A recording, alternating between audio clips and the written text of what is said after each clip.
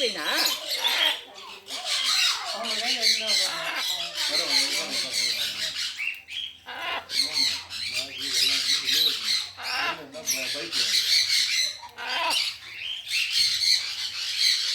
இன்னும் கொஞ்சம் கிட்டே நம்ம கையை கிட்ட மூஞ்சிட்டு நல்லா இருக்கும்.